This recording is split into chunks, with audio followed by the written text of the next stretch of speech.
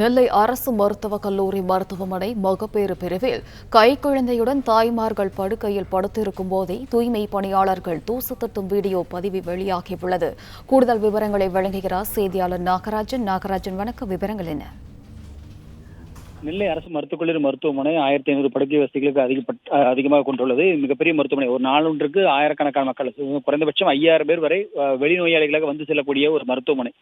இப்பேற்பட்ட மருத்துவமனையில் பணியாளர்களும் அதிகம் இருக்கிறார்கள். இருப்பினும் இன்று விடுமுறை நாள், இந்த நாட்களில் எல்லாம் விரைவாக வீட்டுக்கு செல்ல வேண்டும் என்ற எண்ணத்தில் நடந்த விபத்து தான் இது. அதாவது விபத்து என்று சொல்ல வேண்டும் என்றால், ஒரு கர்ப்பிணி பெண்கள், அதுபோல குழந்தை பெற்ற பேறுகாலம் முடிந்து குழந்தையோடு படுத்திருக்கக்கூடிய பெண்கள் வார்டுக்குள் மேலே இருக்கக்கூடிய தூசிகளை தட்டிவிட்டு அவர்கள் வீட்டுக்கு செல்ல வேண்டும். அந்த துப்புரவு பணியாளர்கள், அந்த தூய்மை பணியாளர்கள் அந்த வேலையை செய்யும் பொழுது கீழே இருக்கக்கூடிய பெண்கள், அந்த குழந்தைகளோடு இருக்கக்கூடிய தாய்மார்கள் அவர்களை எந்த ஒரு பொருட்டாகவும் மதிக்காமல் அவர்கள் மேலே இருக்கக்கூடிய தூசி தட்டுவதாக கூறி தட்டி அந்த இடத்தில் அது ஒரு அவர்களுக்கு ஒரு நோய் தொற்று ஏற்படும் விதமாக செயல்பட்டிருக்கிறார்கள் என்பதுதான் குற்றச்சாட்டு. இதை அந்த அங்கு படுத்திருந்த பெண்களின் பெற்றோர்கள் தெரிவித்திருக்கிறார்கள், குற்றச்சாட்டாக முன்வைத்திருக்கிறார்கள்.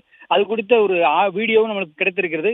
இந்த அடிப்படையில் நாம் மருத்துவக் கல்லூரி முதல்வர் ரேவதி பாலன் அவரிடம் இது குறித்து கேட்டோம். அவர் உடனடியாக இந்த தகவல் கொண்டு வந்ததற்கு நன்றி. இது குறித்து உடனடியாக விசாரணை நடத்தப்படும். விசாரணை உரிய நடவடிக்கை எடுக்கப்படும். விடுப்பு நாட்கள் என்பதால் விரைவாக செயல்பட்டு அவர்கள் வீட்டுக்கு செல்வதற்கான முயற்சியில் செய்திருக்கலாம். ஆனால் கண்டிப்பாக விசாரணை நடத்தி இதற்கான உரிய நடவடிக்கை எடுக்கப்படும் என்று தெரிவித்திருக்கிறார்கள். விவரங்களுக்கு நன்றி நாகராஜ்.